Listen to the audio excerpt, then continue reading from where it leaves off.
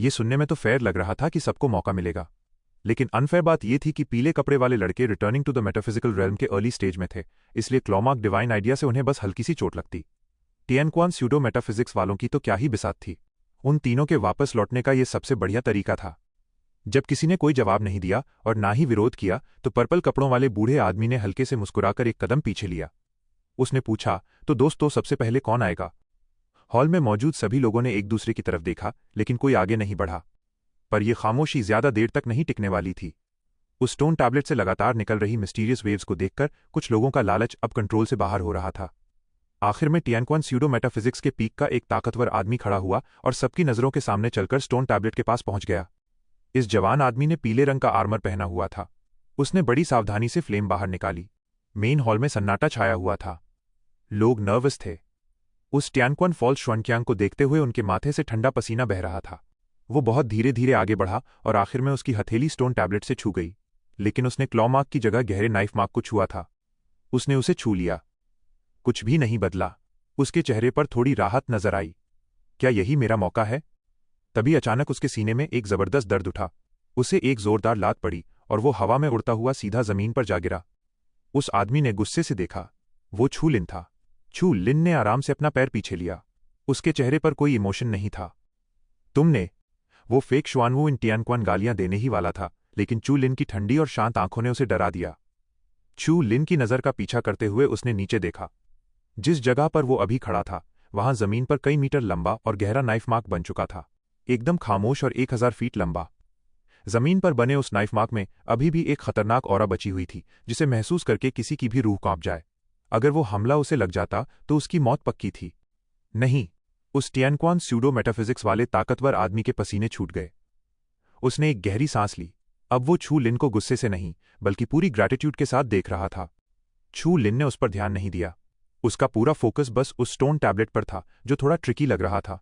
वो returning to the dark world वाले तीनों ताकतवर लोग भी थोड़े गंभीर हो गए। अगर वो हमला उन्हें लगता तो वो भी बुरी तरह घायल हो जाते। उस खतरनाक नज़ारे को देखकर बाकी सब लोग जो अपनी किस्मत आजमाना चाहते थे पीछे हटने लगे।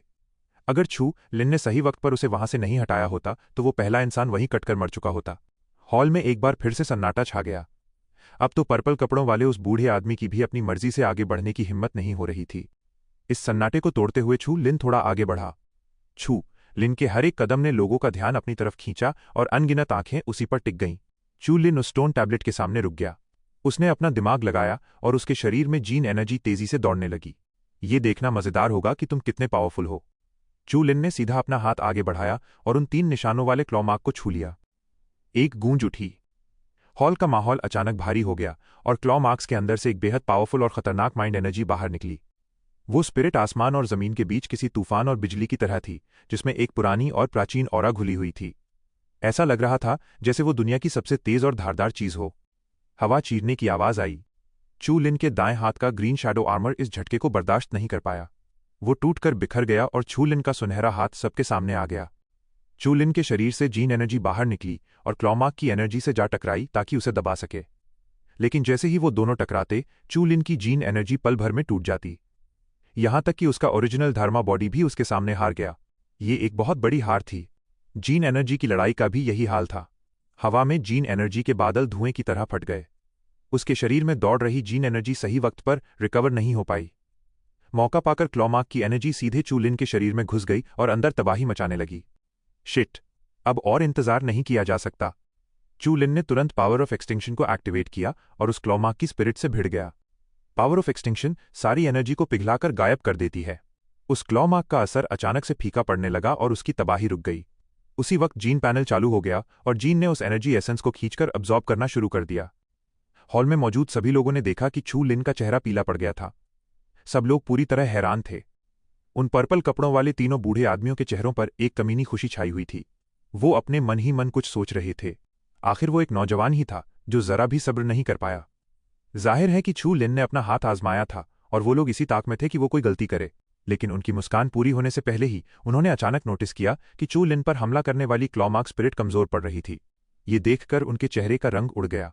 चू लिन ने सच में उस खतरनाक क्लॉमार्क को रोक लिया था। क्या चू लिन को जिफेंग पवेलियन के क्लैन की विरासत मिल गई थी?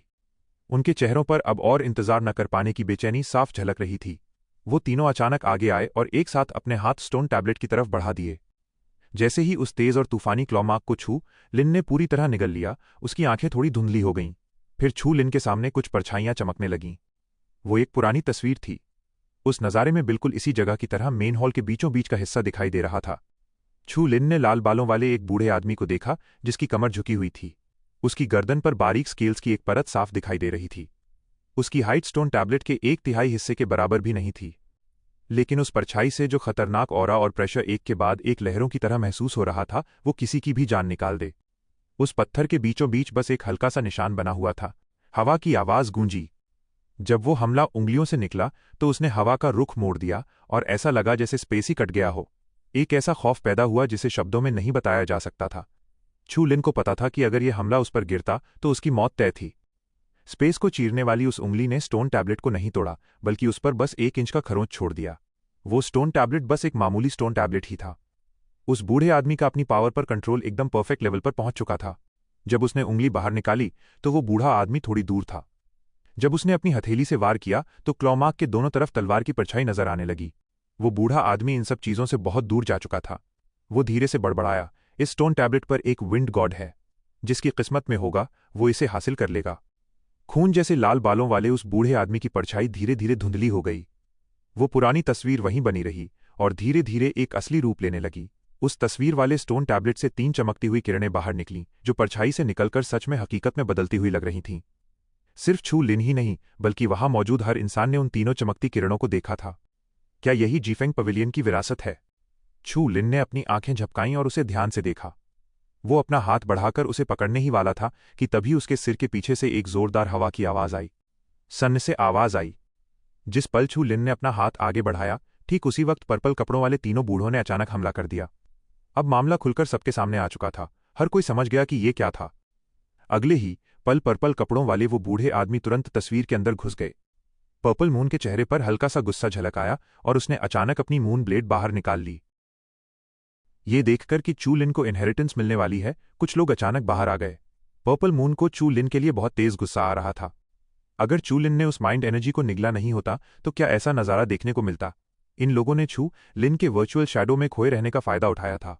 ये तो सीधा धोखा था। पर्पल कपड़ों वाले बूढ़े आदमी और उस लंबे पतले आदमी के पास एक एक लाइट स्पॉट था, लेकिन वो पीले कपड़ों वाला लड़का घायल होने की वजह से पीछे रह गया था। जब उसने देखा कि नाइफ और सॉर्ड सील्स छिन गए हैं तो उसकी आंखें चमकीं और वो सीधा चू लिन की तरफ झपटा। मरना चाहते हो? पर्पल मून ने अपनी भौहें से कोड़ी। वो अपनी ब्लेड चलाने ही वाली थी कि छू लिन ने फुर्ती से उसका हाथ नीचे कर दिया। कोई बात नहीं, फिक्र मत करो। पर्पल मून थोड़ी हैरान रह गई। वो लाइट स्पॉट छिन चुका था और वो कह रहा है कि कोई बात नहीं। क्या चू लिन को जीफेंग पवेलियन की इन 3 तरह की इनहेरिटेंस की कोई परवाह नहीं थी? उसने हैरानी से छू लिन को देखा, लेकिन छू लिन की आंखों में एक मजाकिया चमक थी। हे। चू लिन को आधे पल के लिए धीमा होता देख पीले कपड़ों वाले लड़के ने बिना किसी झिझक के उस लाइट स्पॉट को अपने हाथ में कसकर पकड़ लिया। वो पीछे मुड़कर कहना नहीं भूला, शुक्रिया भाई छू लिन, अब ये इनहेरिटेंस मैं ले जा रहा हूं। काम हो जाने के बाद उन तीनों के चेहरों पर एक बड़ी सी खुशी छा गई। फिर उन्होंने छू लिन की तरफ एक ठंडी नजर डाली। क्या तुमने स्क्वायर में हमारे साथ फियर्स टूथ लायन का बोन मैरो नहीं छीना था? अब जीफेंग पवेलियन की इनहेरिटेंस में तुम्हारा कोई स्वागत नहीं है। हवा सरसराई। उन तीनों पॉइंट्स की चमक अचानक से बहुत तेज हुई और एक चुंधिया देने वाली सफेद रोशनी में बदल गई, जिसने उन तीनों को अपने अंदर लपेट लिया। फिर स्पेस की एक लहर उठी जिसने उन तीनों को उस पिक्चर स्पेस से बाहर निकालकर वापस मेन हॉल में भेज दिया। कमीने! पर्पल मून ने गुस्से में फुफकार मारी। उसे उन तीनों पर बहुत तेज गुस्सा आ रहा था। उन्होंने उनके सामने से चीजें छीन लीं और भाग भी गए। किसी को भी गुस्सा क्यों नहीं आएगा? फिर पर्पल मून ने अपने गुस्से को शांत करते हुए चू लिन की तरफ देखा। क्या तुम्हें कुछ और मिला है? चू लिन मुस्कुराया। ये लड़की बिल्कुल भी बेवकूफ नहीं थी।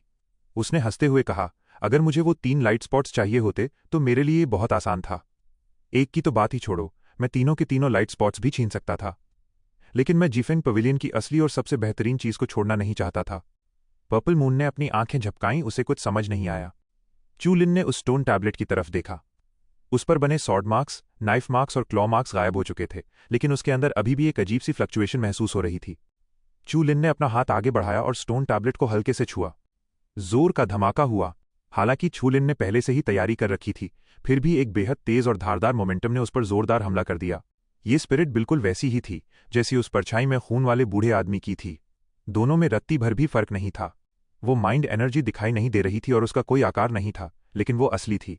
उसका मोमेंटम किसी बड़े समंदर या विशाल पहाड़ जितना बड़ा था, जिसके सामने छू लिन एक छोटी सी नाव या पत्थर की तरह बेहद मामूली लग रहा था। छू लिन के पैर थोड़े डगमगा गए। वो स्टोन टैबलेट सीधा बीच से फटा और टूटकर 2 टुकड़ों में बिखर गया। उसका कटा हुआ हिस्सा एकदम स्मूथ था। यही है वो शार्पनेस की स्पिरिट।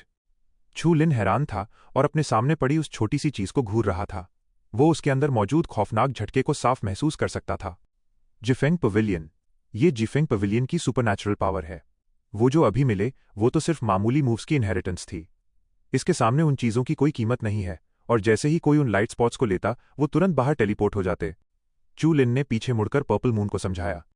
अच्छा, अब समझी? पर्पल मून ने धीरे से हाँ में सिर हिलाया। उसके लंबे पर्पल बाल हवा में लहरा रहे थे। छू लिन ने हॉल के बाहर देखा और कहा, चलो, हमें बाहर चलना चाहिए और लगे हाथ अपना हिसाब भी चुकता कर लेना चाहिए। जिन्होंने मेरी चीजें छीनने की हिम्मत की है, उन्हें सजा तो मिलनी ही चाहिए। मेन हॉल में काफी शोर शराबा हो रहा था। हर कोई उस गायब होती परछाई को देख रहा था। सन्न की आवाज आई। उस परछाई में से पर्पल कपड़ों वाले वो तीनों लोग अचानक बाहर कूद पड़े। उनके चेहरों पर एक पागलपन वाली खुशी छाई हुई थी। रिटर्निंग टू शुआंजिंग वाले इन तीनों ताकतवर लोगों को देखकर मेन हॉल में मौजूद सभी लोगों के चेहरे पूरी तरह बदल गए। क्या उनके हाथ वो चीजें लग चुकी थीं? रिटर्निंग टू शुआंजिंग वाले उन तीनों लोगों को दूसरों की नजरों से कोई फर्क नहीं पड़ रहा था। छू लिन की तरफ देखने के बाद उनकी आंखों में एक चमक आई। चलो यहां से। उन्हें पता था कि अभी अभी की गई उनकी हरकत से छू लिन पक्का भड़क गया होगा। हालांकि उन्हें उससे कोई डर नहीं था, लेकिन अगर कोई बराबर की कॉम्बैट पावर वाला इंसान पीछे पड़कर हमला करे तो किसी के लिए भी उसे झेलना आसान नहीं होता। वे बस आराम से अपनी इनहेरिटेंस लेना चाहते थे।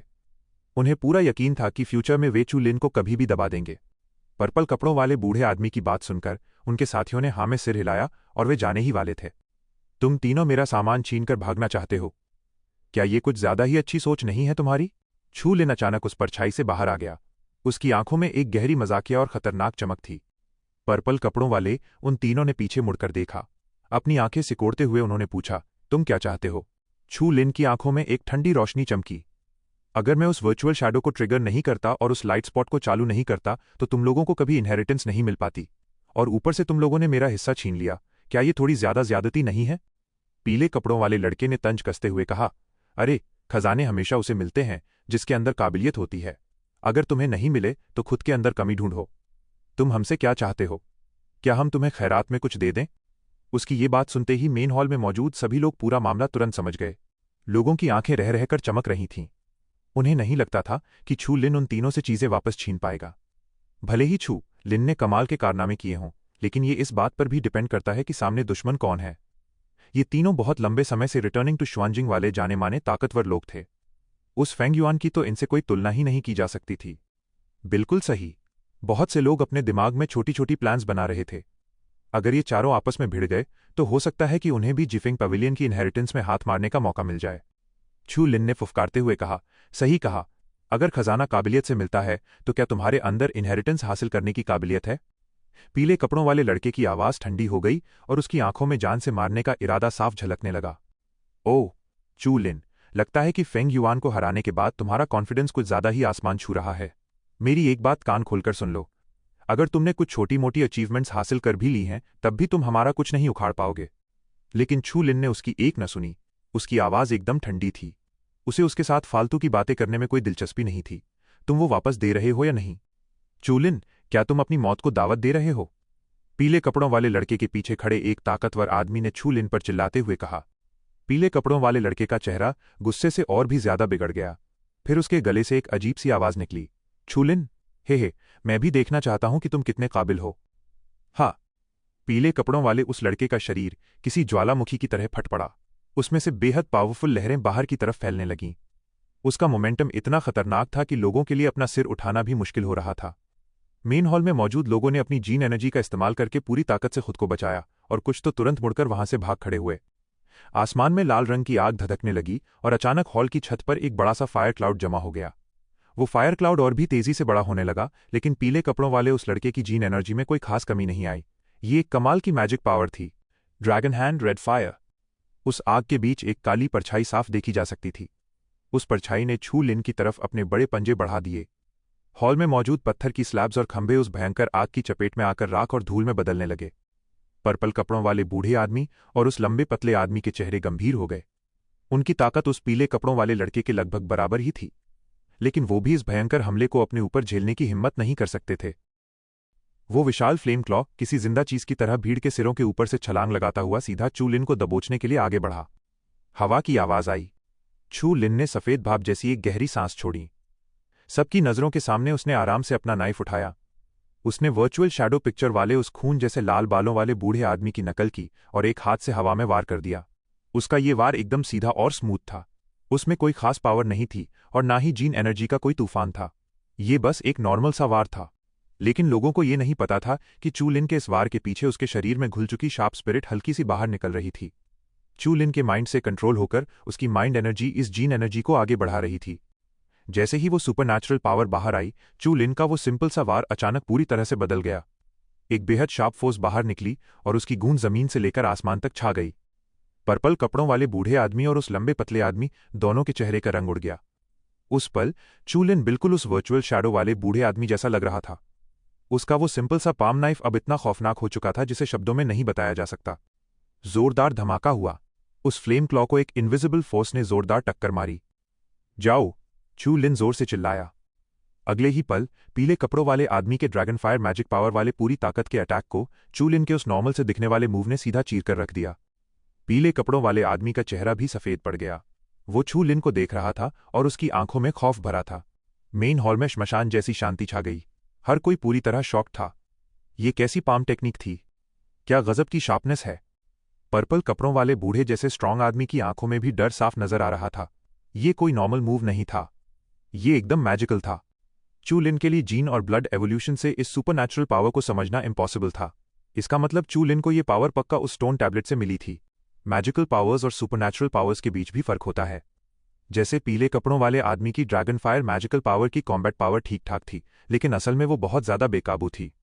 फॉरेन एनिमल्स के खून से समझी गई कई सुपरनैचुरल पावर्स एलिमेंट्स की पावर जैसी ही होती हैं, लेकिन चू लिन की शार्प स्पिरिट कोई हथियार नहीं थी, जैसे तलवार, भाला या कोई खंजर। बिना हथियार वाले लोग इस तरह की सुपरनैचुरल पावर को अवेकन नहीं कर सकते थे। शार्पनेस, एक बड़े मायने में ये किसी भी अटैक की असली पावर तय करती है। पर्पल कपड़ों वाले बूढ़े आदमी और उस लंबे पतले आदमी दोनों का दिल कड़वाहट से भर गया। उन्हें तुरंत पछतावा होने लगा।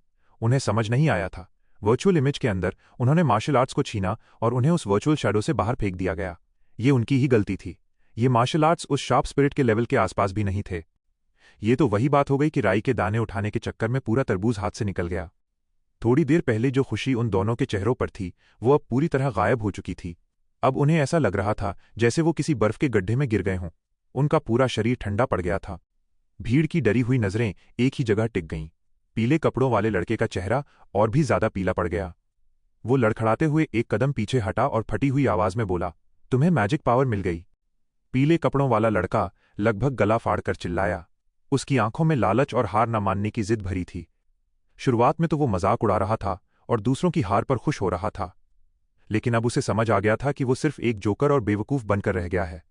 चू लिन आराम से हंसा। उसकी मुस्कान बहुत ही जेंटल लग रही थी। अगर तुमने वो चमकते हुए व्हाइट स्पॉट्स नहीं छीने होते तो मुझे जीफिंग पवेलियन की असली इनहेरिटेंस कभी नहीं मिल पाती, वो कटिंग एज सुपरनैचुरल पावर और डिवाइन पावर। चू लिन की बातों में गहरा तंज था। वो ऐसा नाटक कर रहा था जैसे उसे ये बात पहले से पता थी और उसने गलती से वो इनहेरिटेंस उन्हें लेने दी। क्या ऐसा है? पर्पल कपड़ों वाले बूढ़े आदमी ने एक लंबी सांस ली।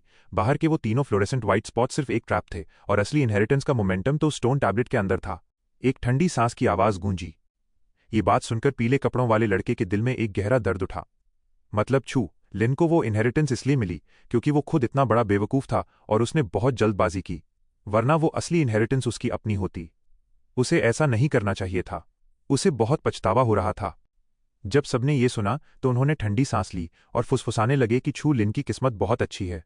शायद ऊपर वाला उस पर मेहरबान था। हे। चू लिन ने मजाक उड़ाते हुए फिर से हवा में वार किया। शार्प स्पिरिट की पावर के साथ एक इनविजिबल वेव आगे बढ़ी।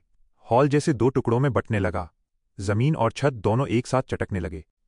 कमीने, तुम्हें तो पूरी सुपरनैचुरल पावर मिल गई है, फिर तुम अभी भी मुझे टारगेट क्यों कर रहे हो? क्या तुम हमारे लिए थोड़ी सी भी जगह नहीं छोड़ोगे? पीले कपड़ों वाला लड़का अपना पेशेंस खो चुका था और गालियां दे रहा था, लेकिन उस शार्प इंटेंशन के सामने उसकी मैजिक पावर भी डरी हुई लग रही थी। चू लिन की आंखों में एक ठंडी चमक आई। तुम्हारा ये एटीट्यूड और मुझे धोखा देने की चालाकी, ये सीधा सीधा मौत को दावत देना है। आ जाओ, पीले कपड़ों वाले लड़के ने जोर से चिल्लाकर कहा, लेकिन उसके सिर पर मंडरा रहा फायर क्लाउड डरा हुआ था। वो बस उसके शरीर से लिपट गया और उसने एक फायर आर्मर की लेयर बना ली। जोरदार धमाका हुआ, वो फ्लेम आर्मर चीर दिया गया और एक ड्रैगन के रोने की हल्की सी आवाज आई। पीले कपड़ों वाले लड़के की सारी प्रोटेक्शन की लेयर्स एक ही वार में टूटकर बिखर गईं। छपाक की आवाज आई, माथे से लेकर नीचे के शरीर तक, ऊपर से नीचे एक कई इंच गहरा कट लग गया। उसके शरीर के दोनों हिस्सों से खून का फव्वारा फूट पड़ा। शरीर के वो दोनों हिस्से बस थोड़े से मांस और चमड़ी से जुड़े हुए थे। अगर पावरफुल सुपरनैचुरल पावर की वाइटैलिटी और सुपरनैचुरल पावरी एबिलिटी नहीं होती तो वो पीले कपड़ों वाला लड़का वहीं मौके पर मर चुका होता।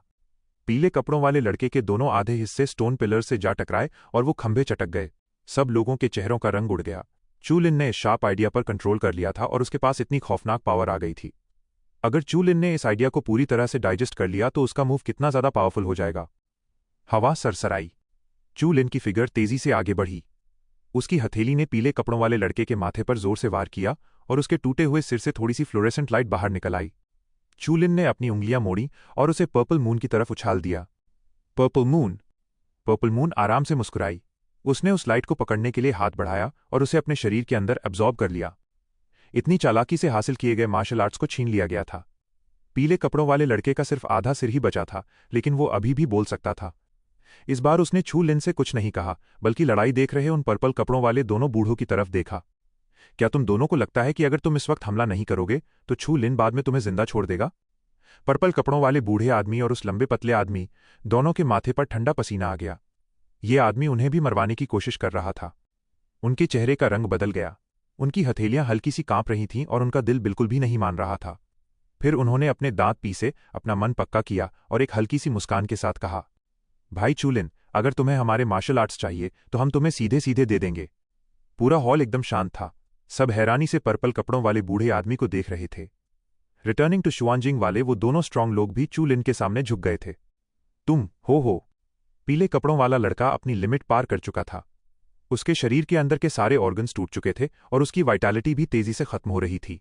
पर्पल कपड़ों वाले बूढ़े आदमी की इस हरकत को देखकर उसका सिर अचानक एक तरफ लुढ़क गया और उसकी जान निकल गई। हम्फ। चू लिन ने पर्पल कपड़ों वाले बूढ़े आदमी की तरफ देखा। उनके मार्शल आर्ट्स उसके किसी काम के नहीं थे। पर्पल मून के लिए एक ही काफी था और फालतू में इन्हें पास रखने का कोई फायदा नहीं था। उल्टा उसे लोगों को मारने या बेवजह की दुश्मनी मोल लेने में अपना टाइम वेस्ट करना पड़ता। चू लिन ने पूरी सिचुएशन के बारे में सोचा और फिर आराम से मुस्कुराते हुए बोला, ये मार्शल आर्ट्स तुम्हारी किस्मत है। ये तुम्हारे हैं। मैं जबरदस्ती इन्हें नहीं छीनूंगा। पर्पल कपड़ों वाले बूढ़े आदमी के चेहरे पर अचानक से एक बड़ी खुशी और गहरा ग्रैटिट्यूड नजर आने लगा। हालांकि इस ट्रिप में उन्हें वो इंपॉर्टेंट मैजिकल पावर इनहेरिटेंस नहीं मिली थी, लेकिन कुछ मार्शल आर्ट्स हाथ लग गए थे। ये उनके लिए एक अनएक्सपेक्टेड खुशी थी। चू लिन कुछ कहने ही वाला था कि उसका चेहरा अचानक गंभीर हो गया। एक जोरदार गड़गड़ाहट हुई। पूरा स्पेस कांपने लगा। जिफेंग पवेलियन के मेन हॉल की छत से भी लगातार मलबा और धूल नीचे गिरने लगी। हॉल की छत में दरारें आ गईं और बाहर की हल्की रोशनी ने उस अंधेरे हॉल में थोड़ी चमक ला दी। लाइट कर्टन की इन्फॉर्मेशन को याद करके चू लिन तुरंत समझ गया। टॉप 10 जोंगमेन रूइंस खुल चुके थे और 5 एलिमेंट सेक्ट की मीटिंग भी शुरू हो चुकी थी। चू लिन ने अपने आसपास की हैरान नजरों पर कोई ध्यान नहीं दिया। उसने पर्पल मून को इशारा किया और वो दोनों तेजी से जिफेंग पवेलियन से बाहर निकल गए। सिर्फ इस जिफेंग पवेलियन में ही इतनी शानदार विरासत मिली है तो 5 एलिमेंट सेक्ट के अंदर की इनहेरिटेंस पक्का और भी कमाल की होगी। चू लिन को अचानक कुछ याद आया। उसने अपने बगल में खड़ी मुस्कुराती हुई पर्पल बालों वाली लड़की की तरफ देखा। पर्पल मून, तुम्हें अभी कौन सी इनहेरिटेंस मिली है? पर्पल मून ने अपने होंठ दबाए और हंसते हुए कहा, 1000 ब्लेड सॉर्ड फॉर्मूला, ये एक low grade magical martial arts है। चू लिन थोड़ा हैरान हुआ। प्रैक्टिस करते वक्त वो आराम से किसी मैजिकल पावर की ताकत को समझ सकता था। हालांकि low grade magical martial arts की तुलना उस शार्प स्पिरिट से नहीं की जा सकती थी, फिर भी ये एक बहुत रेयर खजाना था। Low level magical martial arts. Chu Lin ने हल्के से तारीफ की कि वो सच में एक टॉप एंशिएंट सेक्ट था जिसने इतने आराम से सुपरनैचुरल मार्शल आर्ट्स दे दी थी। ये एक ऐसी चीज थी जिसके लिए लोग एक दूसरे की जान लेने पर उतारू हो जाएं। भले ही ये एक लो लेवल मार्शल आर्ट्स थी, लेकिन टियानक्वान के मार्शल आर्ट्स से इसका कोई मुकाबला नहीं था। इस बात को सोचकर चू लिन अब 5 एलिमेंट सेक्ट की इनहेरिटेंस का बेसब्री से इंतजार कर रहा था। मैजिक पावर, अगर किसी के हाथ ऐसा एक भी खजाना लग जाए तो वो सीधा आसमान छू सकता है। अनगिनत प्लैनेट्स के टैलेंट्स चमक उठते हैं। ये लालच इतना बड़ा था कि चू लिन का खून भी खौल रहा था। फिर बाकी लोग इसके लिए पागल कैसे नहीं होंगे? गड़गड़ाहट की आवाज गूंजी। दूर से आ रही वो वाइब्रेशन अभी रुकी नहीं थी, बल्कि धीरे धीरे और भी तेज हो रही थी। छू लिन हवा में खुद को ऊपर नीचे हिलता हुआ महसूस कर सकता था। चलो यहां से। जब अनगिनत फिगर्स हवा में उड़ रहे थे तो कुछ लोग एक अकेली पहाड़ी पर खड़े होकर नीचे वालों को देख रहे थे। ओह, 5 एलिमेंट सेक्ट मीटिंग शुरू हो चुकी है।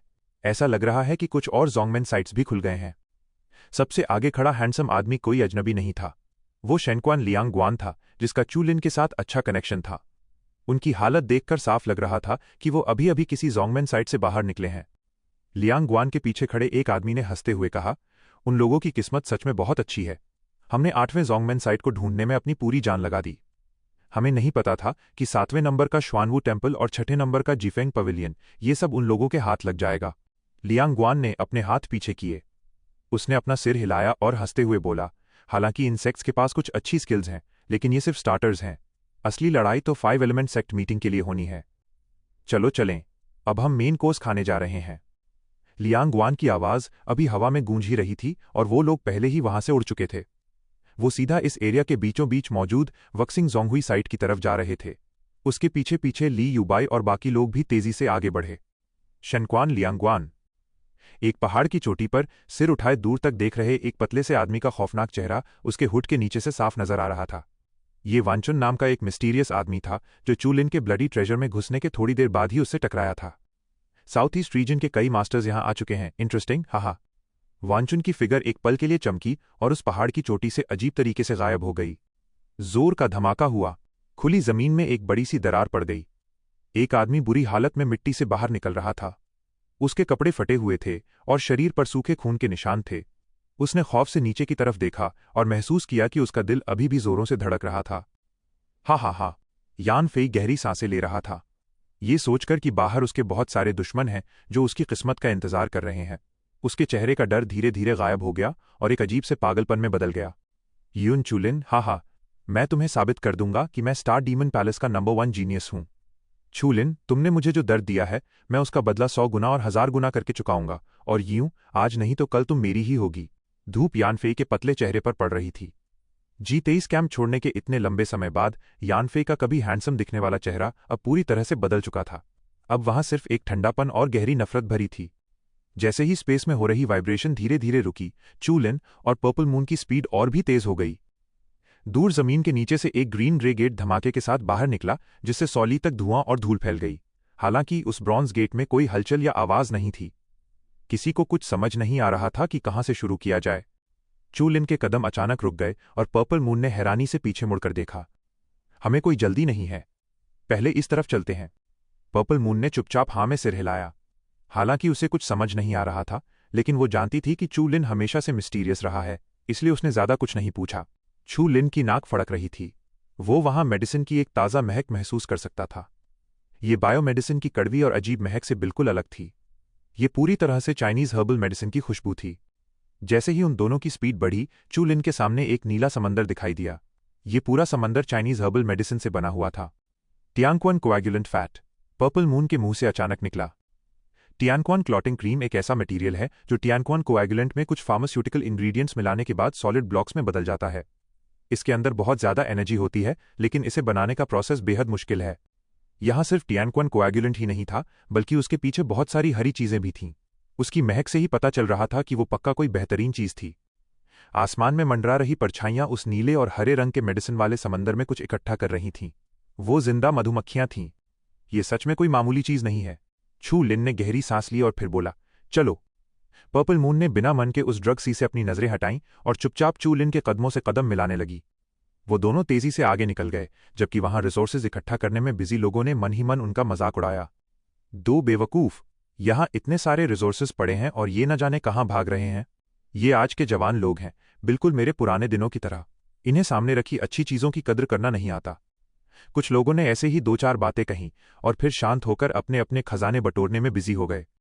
ये एरिया देखकर ऐसा लग रहा था जैसे ये 5 एलिमेंट सेक्ट का अपना खास मेडिसिन फील्ड हो। इसके नीचे बिछे अरे ने हजारों सालों तक इन ड्रग्स को खराब होने से बचाकर रखा था। इसी से 5 एलिमेंट सेक्ट की असली ताकत का पता चलता था।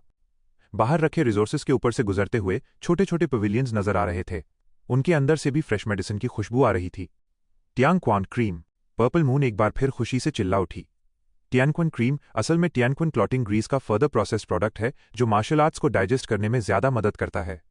बदकिस्मती से बाहरी दुनिया में इसे बनाने की टेक्नोलॉजी पूरी तरह से खो चुकी है। हालांकि चू लिन को टियानक्वन क्रीम की असली कीमत नहीं पता थी, लेकिन उसके अंदर मौजूद जबरदस्त एनर्जी फ्लक्चुएशन एकदम असली थी। वो दोनों तुरंत आगे बढ़े और उसे अपने नैनो कंप्रेसर में ठूसने लगे। बहुत जल्द उस पवेलियन में मौजूद आधी टियानक्वन क्रीम गायब हो चुकी थी। क्रैश की आवाज आई। बाहर से एक जोरदार हवा का झोंका आया और करीब 1 दर्जन लोग उस छोटे से पवेलियन में आ गिरे। जब उन्होंने एटिक में सलीके से रखे उन लाइट ब्लू मटेरियल्स को देखा तो उनकी सांसें लगभग रुक गईं और उनकी आंखें लालच से लाल हो गईं। चलो यहां से। चू लिन के मन में इन टियानक्वन जेल्स के लिए कोई लालच नहीं था, क्योंकि उसका दिल कह रहा था कि आगे उसके लिए और भी बेहतरीन चीजें इंतजार कर रही हैं। चू लिन और पर्पल मून को वहां से जाते देख उन दर्जन भर लोगों ने नाक भौं सिकोड़ी। उन्होंने बिना एक शब्द कहे तुरंत वो सारे रिसोर्सेज अपनी जेबों में भरने शुरू कर दिए। मेडिसिन की वो खुशबू और भी लोगों को अपनी तरफ खींच रही थी। स्क्वायर्स और छोटे पवेलियंस में अंधाधुंध लूट मची हुई थी। इस लूट खसोट के बीच कई भयानक लड़ाइयां भी शुरू हो गईं। खजाने की भूख ने लोगों की बची खुची समझदारी को भी पूरी तरह से कुचल दिया था।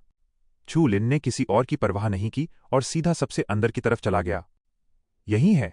एक भारी भरकम स्टोन गेट चू लिन के सामने खड़ा था। चू लिन ने अपना हाथ आगे बढ़ाया और अपनी उंगली स्टोन गेट पर रखी। एक जबरदस्त मेडिसिन की खुशबू के साथ वो स्टोन गेट 2 हिस्सों में टूट गया। चू लिन के सामने एक लंबा स्टोन पिलर था। उस स्टोन पिलर के बीचों बीच एक सिंपल सा चौकोर बॉक्स रखा था। उस बॉक्स के अंदर शांति से एक पिल पड़ी थी। चू लिन और पर्पल मून एकदम सन्न रह गए। इतने बड़े स्टोन रूम में सिर्फ एक पिल और उस मेडिसिन की खुशबू ने पूरे स्पेस को महका रखा था। चू लिन तुरंत होश में आया और आगे बढ़ा। पिल्स वैसे ही बहुत रेयर होती हैं और ये पिल तो और भी खौफनाक लग रही थी। हालांकि इसमें से कमाल की डैंसियांग पिल की खुशबू आ रही थी, फिर भी ये देखने में किसी मामूली पत्थर जैसी ही लग रही थी। एक ठंडी सांस की आवाज आई। चू लिन की सांसें थोड़ी भारी हो गई थीं। उसे महसूस हुआ कि ये पिल कोई मामूली चीज नहीं है। उसने अपना हाथ थोड़ा उठाया, लेकिन उसकी हथेली हवा में ही रुक गई। सन्न की आवाज आई।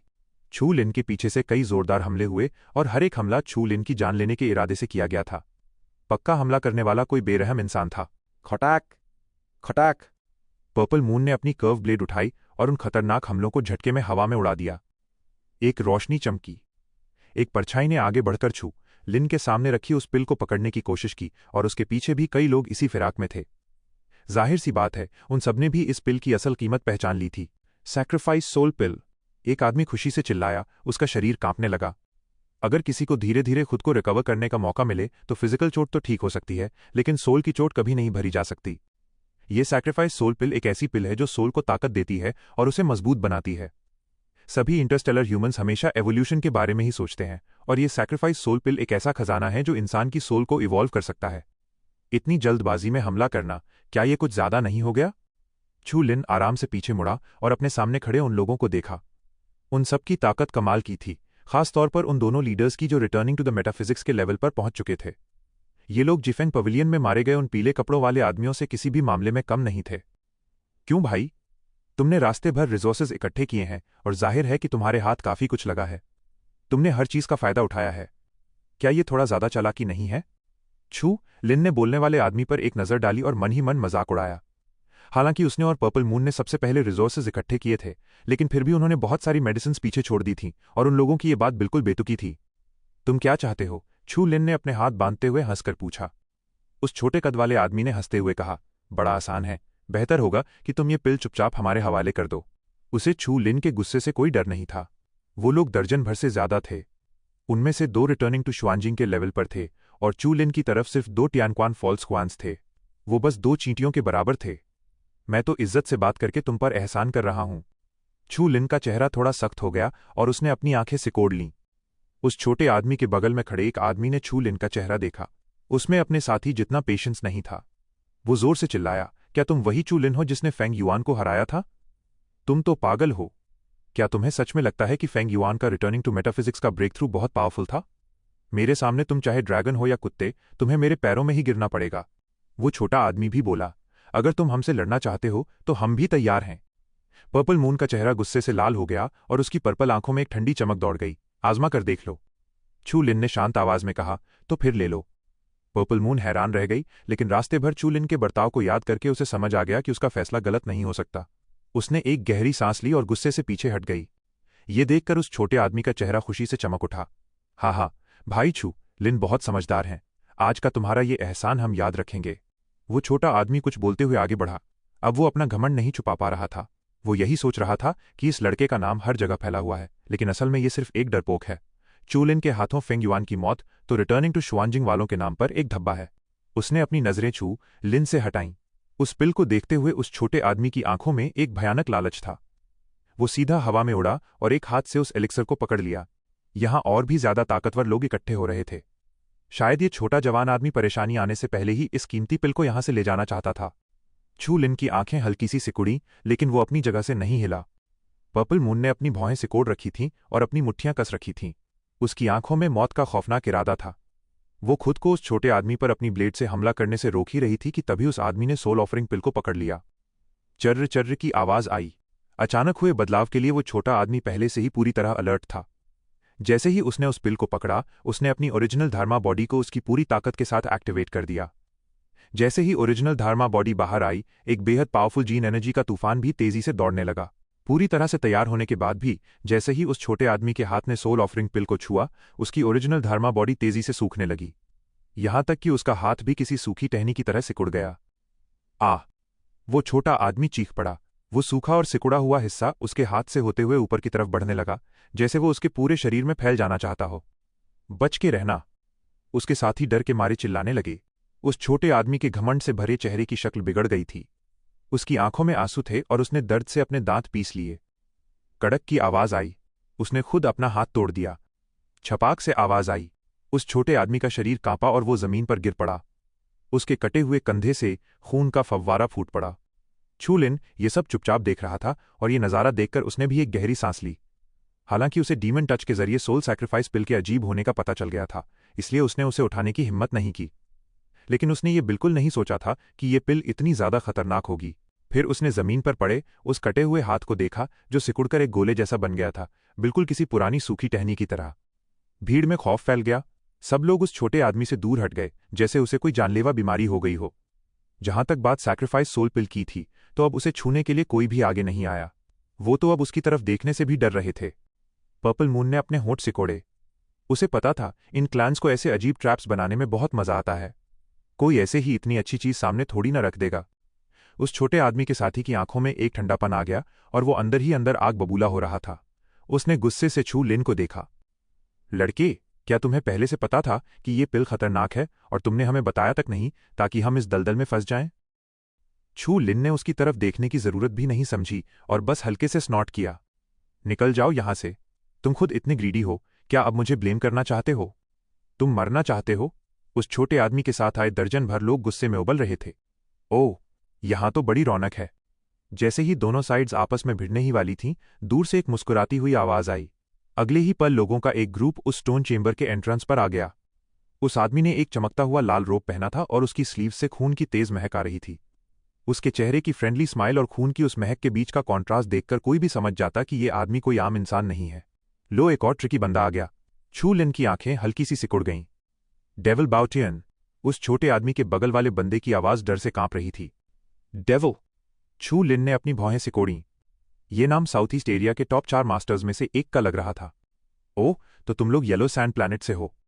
डेविल बाउटियन खुशी से हंसा। उसकी उस फ्रेंडली स्माइल में एक अजीब और डार्क ऑरा छिपी हुई थी। उसकी उस शांत स्माइल को देखकर वहां खड़े हर इंसान की रूह कांप गई। सबको पता था कि उसकी इस काइंड स्माइल के पीछे एक बेहद ब्लड थर्स्टी और खतरनाक इंसान छिपा था, वरना उसे डेविल का नाम थोड़ी मिलता। ओह, तो क्या तुम वही फेमस चू लिन हो? डेविल बाउटियन ने दोबारा चू लिन को देखा।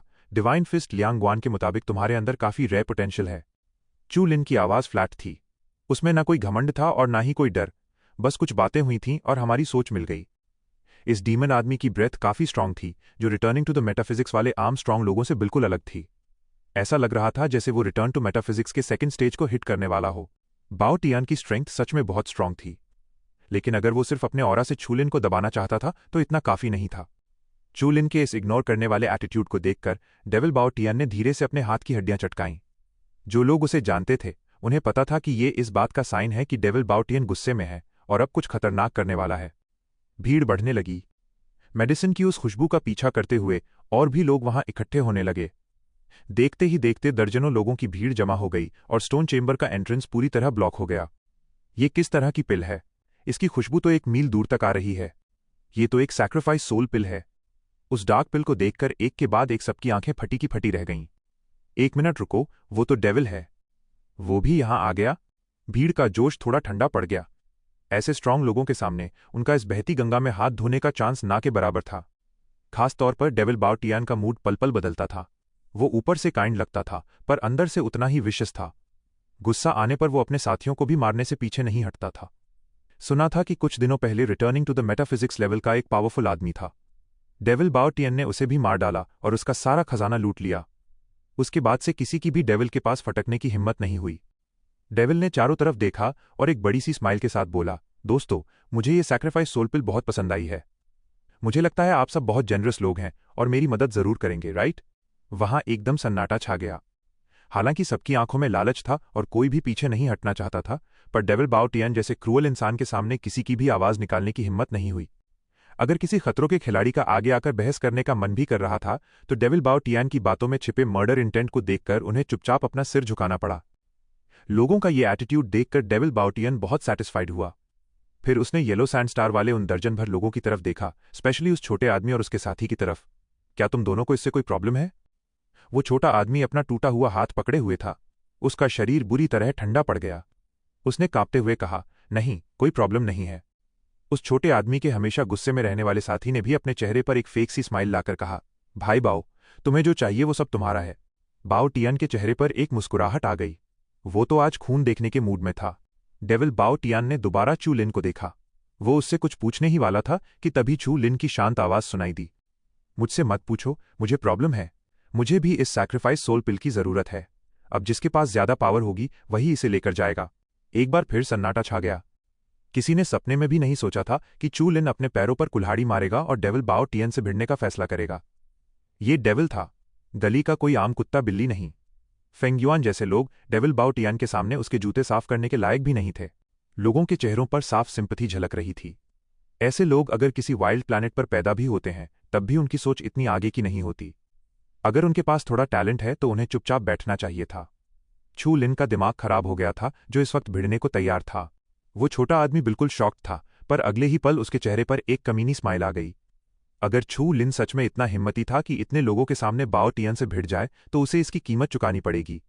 डेविल के नेचर को देखते हुए चू लिन का हाल बेहद बुरा होने वाला था। वो इसी लायक था। उसने चुपके से उस पर हमला करके उसका हाथ तोड़ दिया था। वो डेविल के हाथों तड़प तड़प कर मरने के ही लायक था। लोगों की नजरें डेविल बाओ टियान के चेहरे पर गड़ी हुई थीं। डेविल बाओ टियान के चेहरे पर अभी भी स्माइल थी, पर अब वो स्माइल अननेचुरल लगने लगी थी और उसका चेहरा पहले से ज्यादा खतरनाक होता जा रहा था। मुझे ऐसे घमंडी नौजवान बिल्कुल पसंद नहीं है। डेविल बाओ टियन ने अपने हाथ की हड्डियां चटकाईं और आराम से एक कदम आगे बढ़ाया। खैर, मेरा एक हमला झेल कर दिखाओ। अगर तुम जिंदा बच गए तो मैं तुम्हें सैक्रिफाइस सोल पिल के लिए मेरे साथ कंपीट करने का चांस दूंगा। छू लिन ने ठंडे दिमाग से स्नॉट किया। ये डीमन बाओ टियन सच में बहुत एरोगेंट था। हालांकि वो बहुत पावरफुल था, लेकिन क्या उसे नहीं पता था कि इस ब्लड स्टार अरीना में कितने अनजान एक्सपर्ट्स छिपे हुए थे? ये तो ओवरलॉर्ड से भी ज्यादा घमंडी था। आओ फिर। हा, बाओ टियन का मोमेंटम आसमान छू गया और उसने भीड़ को पीछे धकेल दिया। छू लिन, मैं जब भी किसी से लड़ता हूं तो सामने वाले को कमजोर समझने की भूल नहीं करता। एक बार जब मैं हमला करता हूं तो अपनी पूरी जान लगा देता हूं। अगर तुम इस हमले को झेल नहीं पाए तो मरना तय है। बाओ टियन की बॉडी अगले ही पल वहां से गायब हुई। उसके हाथों में जीन एनर्जी तेजी से जमा होने लगी। Blood devil breaks the army spawn. Bao Tian के गले से एक भारी आवाज निकली। उसकी पावरफुल जीन एनर्जी में एक खौफनाक ऑरा मिक्स थी, जो तेजी से चू लिन की तरफ बढ़ी। उसका हमला सच में इतना ही बेरहम था, उसने बिल्कुल भी तरस नहीं खाया। इस हमले को रिटर्निंग टू शुआनजिंग का कोई भी ऑर्डिनरी स्ट्रांग बंदा झेल नहीं सकता था। अगर चू लिन सच में बस एक दिखावे का टियानक्वान स्यूडो शुआन होता, तो वो डर के मारे वहीं मर गया होता।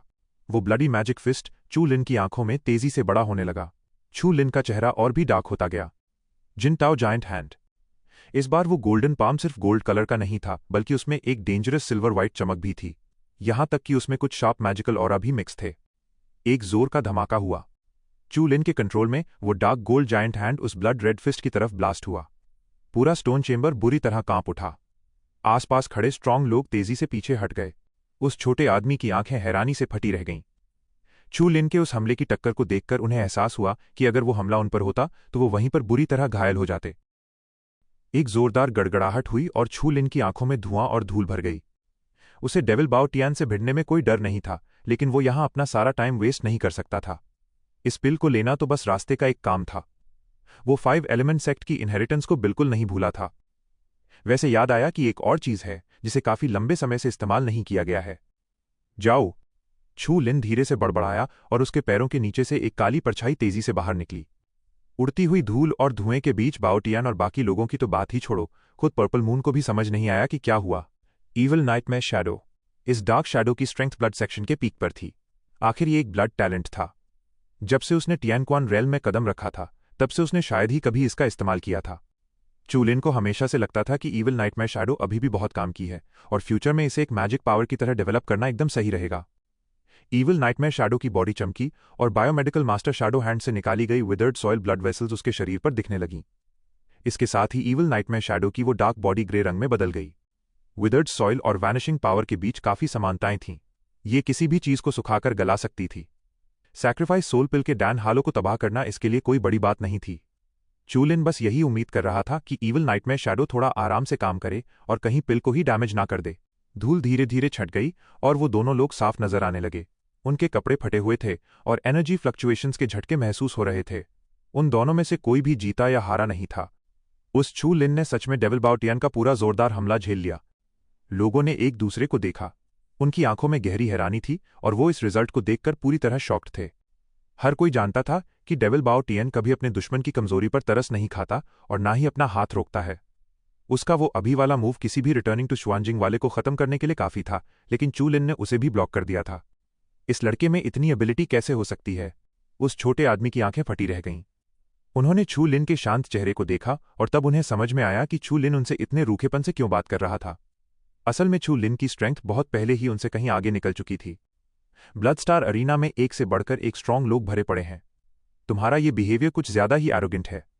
थोड़ा बचकर रहना, वरना बहुत जल्दी मारे जाओगे। छू लिन ने हल्के से मजाक उड़ाते हुए कहा। डेविल बाओ टियन का चेहरा भी थोड़ा शॉक्ड था, लेकिन उसे गुस्सा ज्यादा आ रहा था। ये लड़का सच में बहुत घमंडी था। डेविल बाओ टियान का मोमेंटम और भी ज्यादा आसमान छूने लगा। वो छू लिन को जिंदा फाड़ देना चाहता था। तभी उसे एक हलचल महसूस हुई और उसने अचानक अपना सिर घुमाया। कौन है? सैक्रिफाइस सोल पिल के सामने एक परछाई हवा में तैर रही थी। वो बादलों जैसी लग रही थी, जिसका कोई ठोस शरीर नहीं था और उसके फटे हुए मुंह में खौफनाक दांत भरे हुए थे। ये क्या बला है? लोगों की आंखें फटी की फटी रह गईं। यहां इतनी सारी अजीब चीजें हो रही थीं कि एक परछाई के सामने आने पर किसी को बहुत ज्यादा हैरानी नहीं हुई।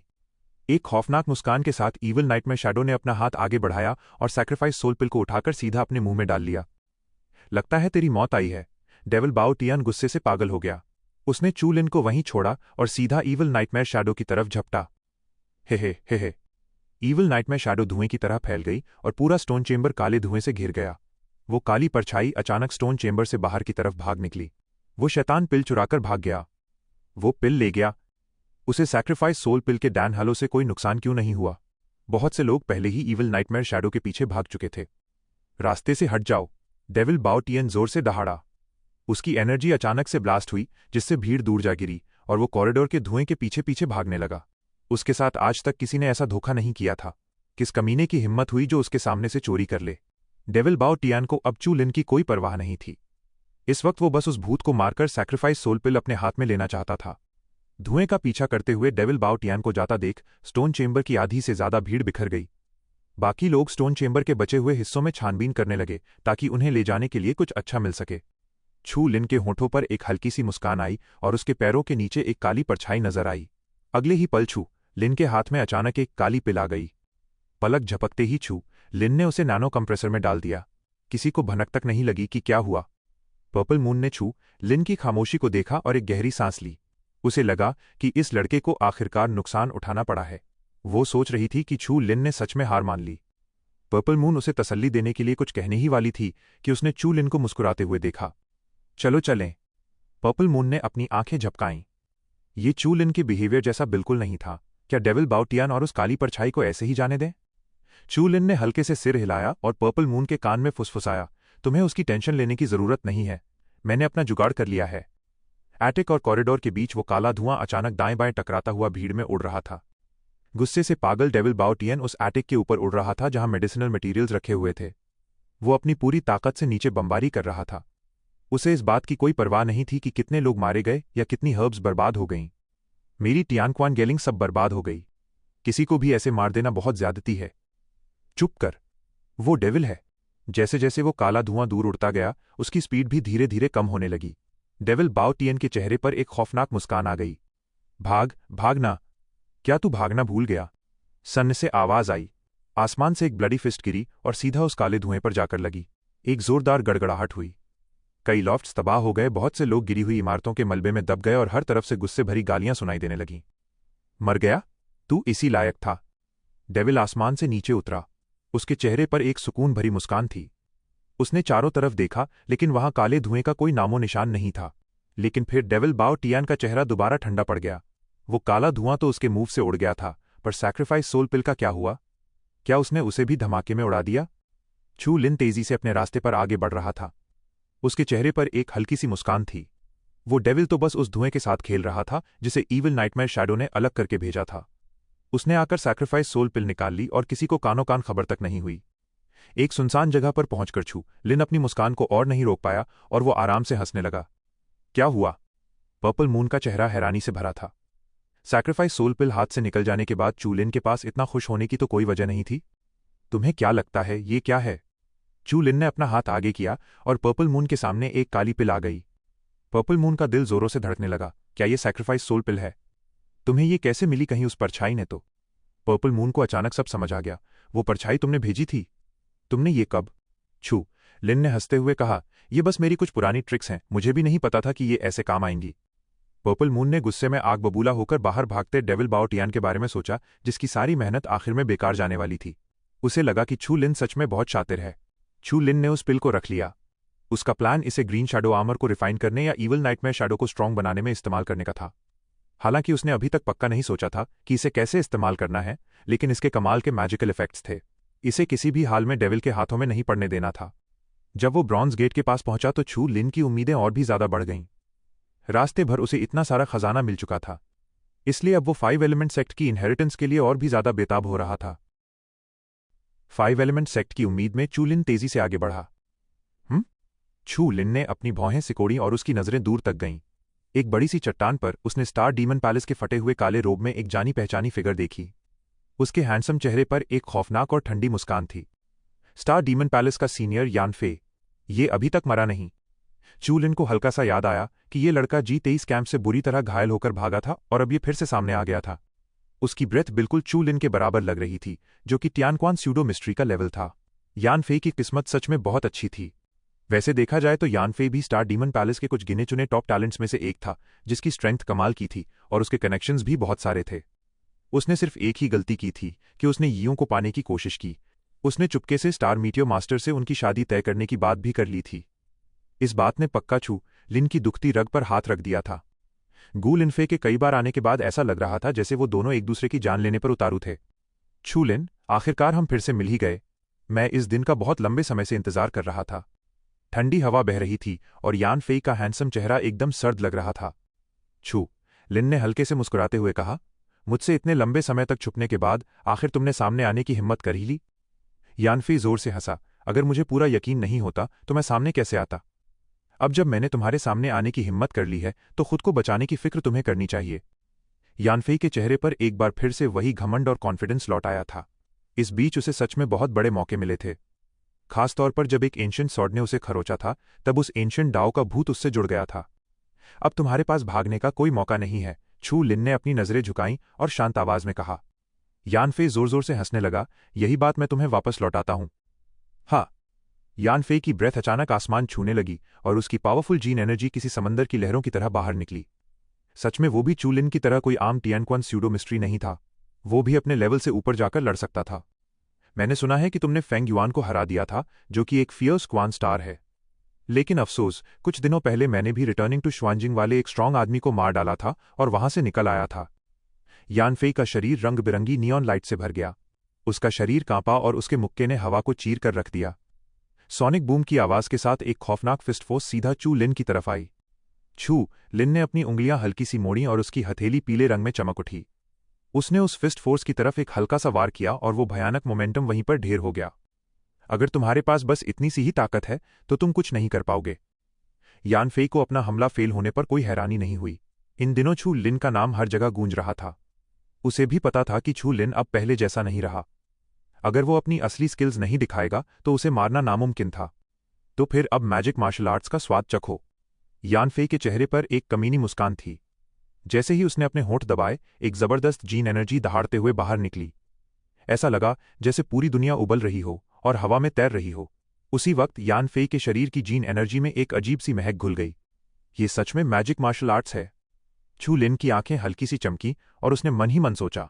ऐसा लग रहा था कि ये अभी भी मीडियम लेवल और इंफीरियर लेवल की मार्शल आर्ट स्किल है।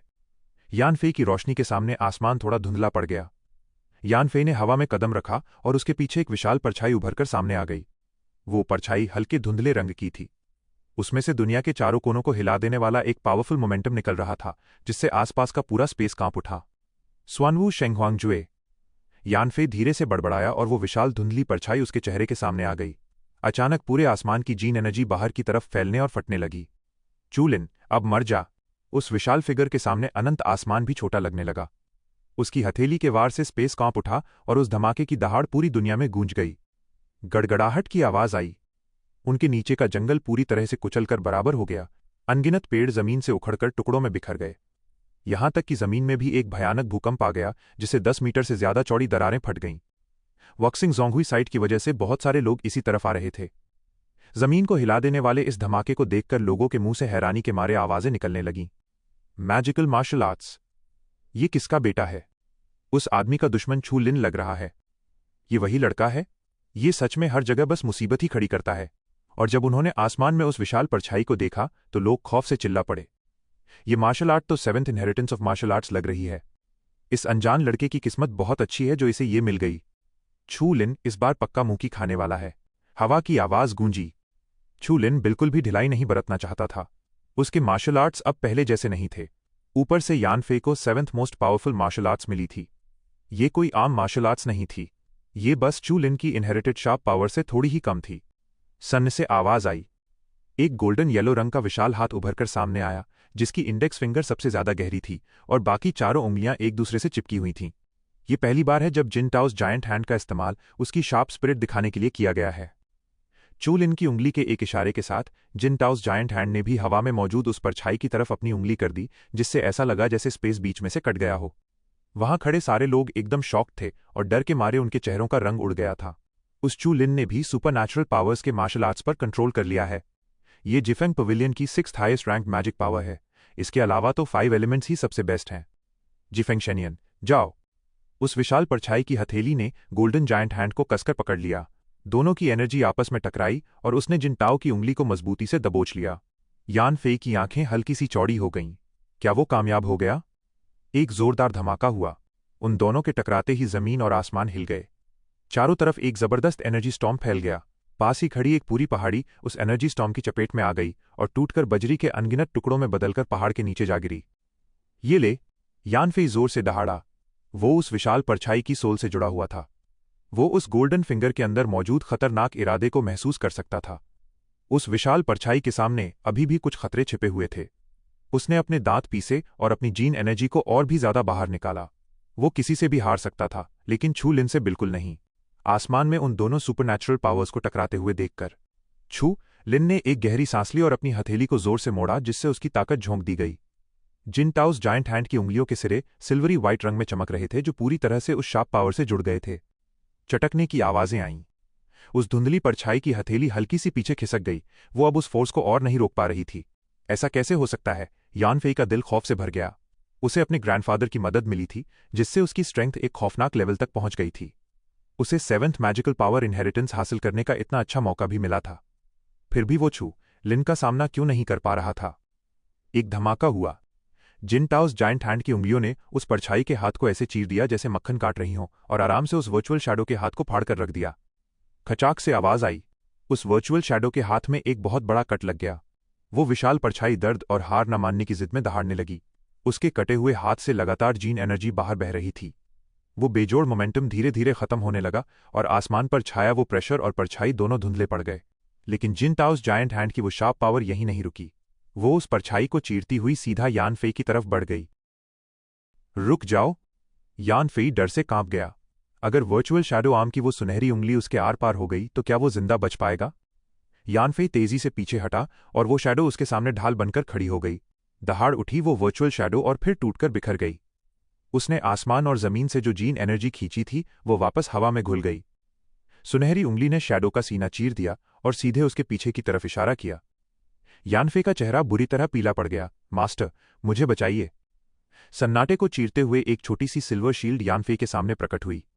डिंग की एक साफ आवाज गूंजी। उस उंगली में सब कुछ काट देने और मिटा देने की ताकत थी।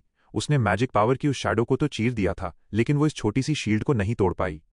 हल्की सी दरार की आवाज के साथ वो शील्ड चटक गई और जिनताओ का वो विशाल हाथ धीरे धीरे गायब हो गया। यानफे का दिल खून के आंसू रो रहा था। उसके अंदर बसे उन पुराने मास्टर की आत्मा में अब ज्यादा ताकत नहीं बची थी। उसे अपना आखिरी ट्रम्प कार्ड इस्तेमाल नहीं करना चाहिए था। सबसे ज्यादा गुस्सा उसे इस बात पर आ रहा था कि चूलिन की सुपरनैचुरल मार्शल आर्ट्स ने उसकी सुपरनैचुरल मार्शल आर्ट्स की धज्जियां उड़ा दी थीं। ये 7th इनहेरिटेंस थी। क्या उसकी किस्मत इतनी खराब थी? दूर खड़े लोग जोर जोर से बातें कर रहे थे। हाँ, सुपरनैचुरल पावर्स और मार्शल आर्ट्स का ऐसा टकराव रोज देखने को नहीं मिलता। उस अनजान लड़के ने जो इस्तेमाल किया वो 7th ranked inheritance magic power थी, जबकि चूलिन वाली 6th रैंक्ड मैजिक पावर थी। सिर्फ एक रैंक का फर्क था, फिर भी दोनों की ताकत में जमीन आसमान का अंतर था। 7th, 6th। यानफे का चेहरा जलन से लाल हो गया। ये सरासर नाइंसाफी थी। आखिर चूलिन की इनहेरिटेंस उसकी इनहेरिटेंस जितनी पावरफुल कैसे हो सकती थी? ये फेयर नहीं था। यानफे के शरीर के अंदर से एक बूढ़ी आवाज गूंजी, ये लड़का कुछ अजीब है।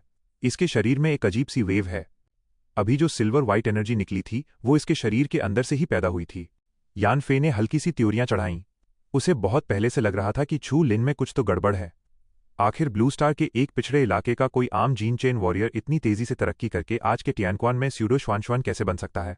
वो यियून बहन जैसा कोई असली जीनियस तो था नहीं। पक्का उसे कोई बहुत तगड़ा चांस मिला होगा। यानफे के अंदर से वो आवाज फिर से आई, तुम हार चुके हो। मेरी मदद के बाद भी तुम उसे नहीं हरा सकते। अब यहां से निकलो और 5 एलिमेंट सेक्ट की इनहेरिटेंस हासिल करने का कोई रास्ता निकालो। 5 एलिमेंट सेक्ट की इनहेरिटेंस बाकी सभी इनहेरिटेंसेस को आसानी से कुचल सकती है। यानफे की आंखों में चमक आ गई। अगर उसे 5 एलिमेंट सेक्ट की इनहेरिटेंस मिल गई तो वो पूरी बाजी पलट सकता है। अगले ही पल यानफे ने खींचते हुए दांत पीसे और हार मानकर वहां से उड़ गया। चू लिन ने यानफे को दुम दबाकर भागते हुए देखा। उसे पता था कि यानफे सीधे 5 एलिमेंट सेक्ट की तरफ ही जा रहा है। यानफे, ओह चिंता मत करो, तुम्हारी मौत पक्की है। चू लिन ने ठंडी सांस ली। उसने तय कर लिया था कि 5 एलिमेंट सेक्ट की इनहेरिटेंस मिलने के बाद वो यानफे नाम की इस मुसीबत को हमेशा के लिए खत्म कर देगा। ये कीड़ा बहुत लंबे समय से उसकी आंखों के सामने उछल कूद कर रहा था। अभी सबसे जरूरी काम था 5 एलिमेंट सेक्ट की इनहेरिटेंस हासिल करना। चू लिन ने आसमान में छाई उस हैरत अंगेज तबाही पर और ध्यान नहीं दिया। उसने पर्पल मून को इशारा किया और ब्लडी ट्रेजर की गहराइयों की तरफ उड़ चला। अब कोई भी वहां रुक नहीं रहा था। बहुत से ताकतवर लोग 5 एलिमेंट सेक्ट की अहमियत समझते थे। वो सब हजारों मुश्किलों का सामना करते हुए यहां तक सिर्फ उस कोर में छिपे खजाने के लिए ही तो आए थे। चू लिन और पर्पल मून आसमान से होते हुए नीचे आए और उस ट्विस्टेड स्पेस के सामने हल्के से उतर गए। उनके आसपास और भी कई ताकतवर लोग उतर रहे थे। हर किसी की ऑरा बहुत स्ट्रांग थी। आखिर जो लोग यहां तक पहुंच पाए थे वो किस्मत वाले ही थे।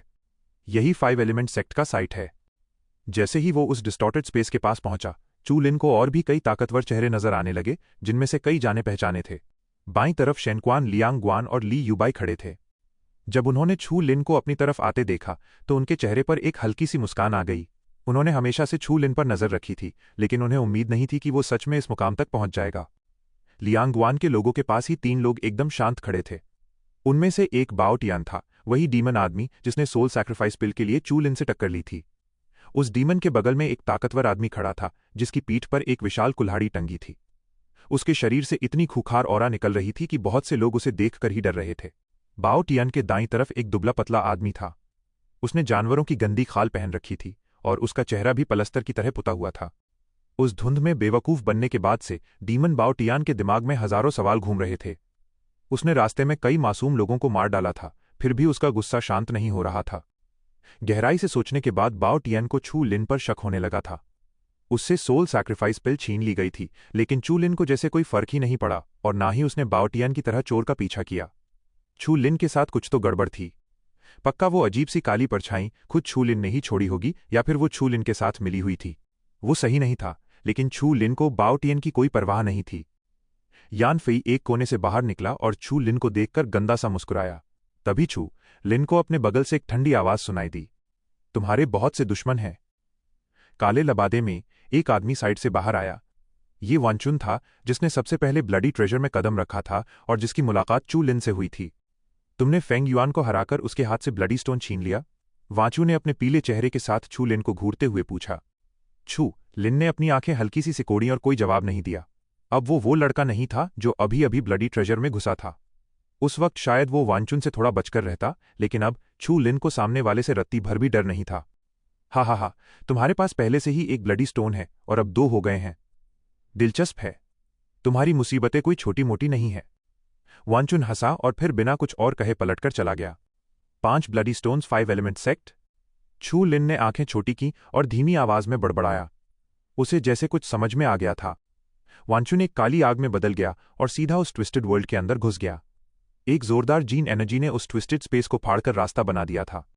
ब्लैक डेविल वांचुन, ये लोग ब्लडी ट्रेजर के लिए लड़ते लड़ते साउथ ईस्ट रीजन तक आ पहुंचे हैं। लियांग गुआन ने उस स्पेस के अंदर जाते हुए फिगर को देखा और हल्के से अपना सिर हिलाया। वो आदमी आसान नहीं है। ली युबाई की पानी जैसी आंखें वांचू की पीठ पर टिकी थीं। खैर, कितने लोग यहां तक चलकर आ सकते हैं? लियांग गुआन ने हंसते हुए कहा। लेकिन इस लड़के का पोटेंशियल सच में कमाल का है। ली युबाई शांति से छू लिन को देख रही थी। जब मैंने उसे पहली बार देखा था तब कोई भी टियानक्वान स्यूडो श्वान उसे अपने पैरों तले कुचल सकता था। सिर्फ कुछ ही महीनों में वो साउथ ईस्ट रीजन के मास्टर्स के लेवल तक पहुंच गया है। लियांग गुआन ने सहमति में सिर हिलाया। ये छू लिन सच में बहुत अलग है। इसके बाद होने वाली ब्लडी बैटल में मुझे लगता है ये लड़का पक्का छा जाएगा। सच में? ली युबाई ने हल्के से अपनी भौहें उठाईं। तुम उसे कुछ ज्यादा ही मान रहे हो ना? हर साल ऐसे बहुत से भयानक लोग आते हैं। भले ही हमें 5 एलिमेंट सेक्ट की इनहेरिटेंस मिल जाए, हम उनकी क्लास को पार नहीं कर सकते। माना कि चू लिन को रास्ते में कई एडवेंचर्स मिले होंगे, लेकिन क्या उसका उन सबको पीछे छोड़ना सच में मुमकिन है? Superstar evil planet in planets ने हमेशा से ब्लड स्टार अरीना पर राज किया है। मैं अक्सर सोचता हूं कि अगर कोई इनकी पावर ब्लॉकेट को तोड़ दे तो बहुत मजा आएगा। लियांग गुआन ने आंखों में उम्मीद लिए कहा। मुझे भी यही उम्मीद है। ली युबाई का फिगर बहुत अट्रैक्टिव था। उसकी चमकती हुई आंखें छू लिन की निडर और मजबूत फिगर को घूर रही थीं। क्या ये नौजवान सच में उन बेहद खतरनाक प्लैनेट्स की क्लास को तोड़ पाएगा? चलो जल्दी करो और यहां के ब्रोकन स्पेस को पार करो। यही 5 एलिमेंट सेक्ट का साइट होना चाहिए। लियांग गुआन ने हल्के से अपने हाथ फैलाए और उसकी बॉडी अचानक उस केओटिक स्पेस में घुस गई। उसके पीछे ली युबाई और बाकी लोग भी चल दिए। शुआ वांचुन लियांग गुआन और बाकी लोगों को तेजी से आगे बढ़ते देख, जिन लोगों को 5 एलिमेंट सेक्ट का खजाना चाहिए था, वो भी खुद को रोक नहीं पाए। वो सब भी हवा में उड़े और उस ब्रोकन वॉइड में घुस गए। बस दिक्कत ये थी कि बहुत से लोगों ने ब्रोकन स्पेस के वॉइड स्टॉर्म को हल्के में लिया था। उनकी जल्दबाजी स्पेस गैप्स को अपनी तरफ खींच रही थी। जैसे ही कोई शरीर उन बारीक दरारों के संपर्क में आता, वो हिस्सा तुरंत वॉइड में निगल लिया जाता। पापा हवा में खून के फवारे फूट पड़े और वो ग्रे ब्रोकन वॉइड भी लाल खून से सन गया। छू लिन ने अपने सामने स्पेस से रिसते हुए खून को देखा। वो खून की महक किसी बड़े स्लॉटर हाउस जैसी थी। उसने मन ही मन सोचा कि यहाँ ऐसे बहुत से लोग हैं जिनमें ताकत की कमी है, लेकिन वो लालच में अंधे हो चुके हैं। चलो ध्यान से। चू लिन ने पर्पल मून को आगाह किया और फिर उसे लेकर सीधा उस खून से लाल ब्रोकन वॉइड में उड़ गया। क्लिक एंड क्लिक उस ब्रोकन वॉइड में स्पेस स्टॉर्म्स भरे हुए थे और वॉइड में से लगातार स्पेस गैप के धागे निकल रहे थे। वो पतले धागे किसी भी तेज धारदार हथियार से ज्यादा खतरनाक थे। अगर वो जरा सा भी छू जाएं तो चाहे शरीर ओरिजिनल धर्मा बॉडी से ही क्यों ना ढका हो, वो उसे मक्खन की तरह काट देते। चू लिन ने अपने डीमन टच को एकदम अलर्ट रखा और अपनी मेंटल पावर को भी चारों तरफ फैला दिया। जैसे ही चू लिन के आसपास कोई स्पेस गैप बनता, वो पर्पल मून के साथ पहले ही बचकर निकल जाता। रास्ते भर चू लिन और पर्पल मून का सफर अच्छा रहा। जल्द ही उन्हें गहराई में दबा एक स्क्वायर दिखाई दिया। उस स्क्वायर के बीचों बीच एक ब्लूइश ग्रे गेट था जो पहले ही ऊपर उठ चुका था। उस स्क्वायर पर एक जबरदस्त ऑरा छाई हुई थी, जिसकी वजह से लोगों की सांसें भारी हो रही थीं और उनके माथे पर पसीना आ गया था। वहां एक से ज्यादा गेट थे। जैसे ही चू लिन की नजरें टिकीं, उसने देखा कि स्क्वायर पर 5 गेट्स एक सर्कल बना रहे थे जो एक पेंटागनल शेप में थे। उन ग्रे गेट्स पर हरे रंग की तांबे की जंग लगी हुई थी, जिससे लग रहा था कि वो बहुत लंबे समय से वहां खड़े हैं। कई ताकतवर लोग ब्रोकन स्पेस को पार करके उस पुराने स्क्वायर पर उतर रहे थे। चू लिन और पर्पल मून भी उनके पीछे पीछे आए और स्क्वायर पर उतर गए। वो स्क्वायर एक हरे ग्रे पत्थर से ढका हुआ था। वो पत्थर एक ही बड़ा टुकड़ा था और उसमें किसी भी तरह के जोड़ का कोई निशान नहीं था। पक्का ये कोई बहुत ही शानदार टेक्नोलॉजी रही होगी। 5 एलिमेंट सेक्ट के रूइंस हम आखिरकार यहां पहुंच ही गए। एक आदमी का चेहरा खुशी और जबरदस्त एक्साइटमेंट से चमक रहा था। इतनी मुसीबतें झेलने के बाद आखिरकार वो 5 एलिमेंट सेक्ट तक आ ही गए थे। सब लोग उन 5 हरे ग्रे गेट्स को देख रहे थे। कोई बेवकूफ नहीं था, उन 5 गेट्स का मतलब सबको पता था। कुछ ही देर बाद एक आदमी से सब्र नहीं हुआ और वो उस हरे ग्रे गेट की तरफ लपका। उसकी जीन एनर्जी तेजी से घूमी। उसने अपना सबसे ताकतवर अटैक तैयार किया और पूरे जोर से उस हरे ग्रे गेट पर दे मारा। रोर उस ब्रॉन्ज गेट से एक भारी गूंज उठी जो अपनी जगह से टस से मस नहीं हुआ, बस सालों से जमा धूल हवा में उड़ गई। पफ गेट पर हमला करने वाले उस ताकतवर आदमी को एक अजीब सी पावर ने जोरदार झटका दिया। वहीं पर उसके हाथ की हड्डी टूट गई, उसका शरीर हवा में उल्टा उड़ गया और उसके मुंह से खून का फव्वारा छूट पड़ा। आह! उस आदमी का दर्द शायद उसके अंदाजे से भी कहीं ज्यादा था। वो खून थूक रहा था, जमीन पर तड़पते हुए गोल गोल घूम रहा था और उसके शरीर से क्योटिक एनर्जी फ्लक्चुएशंस निकल रही थीं। मुझे बचाओ! मुसीबत में फंसे उस आदमी ने मदद के लिए एक धीमी सी चीख निकाली और फिर घबराकर पीछे हटने लगा। एक हल्के से झटके के बाद वो दोबारा हिल नहीं पाया। ये नज़ारा देखकर आगे बढ़ने को तैयार कई वॉरियर्स ने अपने कदम पीछे खींच लिए। सब मन ही मन खुश हो रहे थे। अगर वो भी खुद को रोक नहीं पाते तो उनकी हालत भी वैसी ही होती। ऐसा लग रहा था कि उस ब्लू ग्रे गेट को जबरदस्ती नहीं खोला जा सकता था। इसमें कोई शक नहीं कि 5 एलिमेंट सेक्ट की इनहेरिटेंस इन्हीं 5 गेट्स के अंदर है, लेकिन चू लिन ने थोड़ा सोचा, इन 5 गेट्स को खोला कैसे जाए? स्क्वायर पर लोग चारों तरफ देख रहे थे और इसी बारे में बात कर रहे थे, जैसे वो रून्स को खोलने का कोई तरीका ढूंढ रहे हों। दूसरी तरफ लियांग गुआन और ली यूबाई की आंखों में एक चमक थी और उनके चेहरे पर कोई कंफ्यूजन नहीं था। भाइयों, लोगों की इस कंफ्यूजन के बीच एक खौफनाक आवाज गूंजी। ये एक हैंडसम लेकिन थोड़ा बिगड़ा हुआ चेहरा था। ये छू लिन से हार चुका यानफी था। क्या आप लोग ये जानने के लिए क्यूरियस हैं कि गेट कैसे खुलेगा? यानफे ने मुस्कुराते हुए कहा, लेकिन उसकी नजरें छू लिन पर थीं। इस गेट को जबरदस्ती नहीं खोला जा सकता। अगर आपको गेट के अंदर जाकर इनहेरिटेंस चाहिए तो आपके पास एक चाबी होनी चाहिए, और जो चाबी आप ढूंढ रहे हैं वो 5 ब्लडी स्टोन्स हैं। हुआ सब लोग हैरान रह गए और अचानक उन्हें समझ में आ गया कि अब उनका नया टारगेट क्या है। उनकी नजरें चारों तरफ दौड़ने लगीं। चू लिन को छोड़कर ब्लडी स्टोन्स ले जाने वाली बाकी फोर्सेस वहां नहीं थीं। यानफे के चेहरे की मुस्कान में एक ठंडी और खौफनाक चमक थी। भाइयों, चू लिन के पास 2 ब्लडी स्टोन्स हैं। एक उसे रूइंस ढूंढते हुए मिला था और दूसरा उसने ईविल स्वान स्टार की फोर्सेस को तबाह करके लिया है। अगर आप ब्लडी ट्रेजर से कुछ हासिल करना चाहते हैं तो इसे घेर लो। क्या इस लड़के के पास 2 ब्लडी स्टोन्स हैं? इसके पास 2 क्यों हैं? एक तो इसे हमें देना चाहिए। क्या चू लिन सच में ब्लडी स्टोन रखने के लायक है? हमें उससे दोनों छीन लेने चाहिए। यान फेई ने फिर से आग में घी डालने का काम किया और लियांग गुआन, वान चुन बाओ टियान और बाकी लोगों की तरफ देखा। हम सब मिलकर चू लिन के हाथों से ब्लडी स्टोन छीन लेते हैं और उसे आपस में बांट लेते हैं। आपका क्या ख्याल है? अचानक डीमन बाओ टियान के चेहरे पर एक खूंखार मुस्कान आ गई। वो पहले से ही चू लिन से चिढ़ा हुआ था, लेकिन अब उसके पास हमला करने का एक पक्का बहाना था। Bloody stone? Shenquan Liang Guan हल्के से मुस्कुराया और उसने अपनी मुट्ठी खोली। उसकी हथेली पर एक खून सा लाल पत्थर रखा था। जब मैं आ रहा था तो मेरी मुलाकात स्काई स्नेक स्टार के लोगों से हुई थी। स्काई स्नेक स्टार वाले बहुत समझदार हैं, उन्होंने अपना ब्लडी स्टोन मुझे दे दिया। चू लिन ने हल्की सी सांस छोड़ी। उसे स्काई स्नेक स्टार का वो सांप से खेलने वाला आदमी अच्छे से याद था। वो काफी ताकतवर था। अगर वो भी ब्लडी स्टोन नहीं बचा पाया तो दे देने का तो सवाल ही नहीं उठता। हा, अब मुझे और नहीं चाहिए। पतले दुबले ब्लैक डेविल वांचुन ने किसी लाश की तरह अपना हाथ आगे बढ़ाया और उसकी उंगलियों के बीच एक ब्लडी स्टोन नजर आया। डार्क फॉग स्टार की वो औरत कुछ खास मजेदार नहीं थी, मैंने उसकी एक टांग तोड़ दी।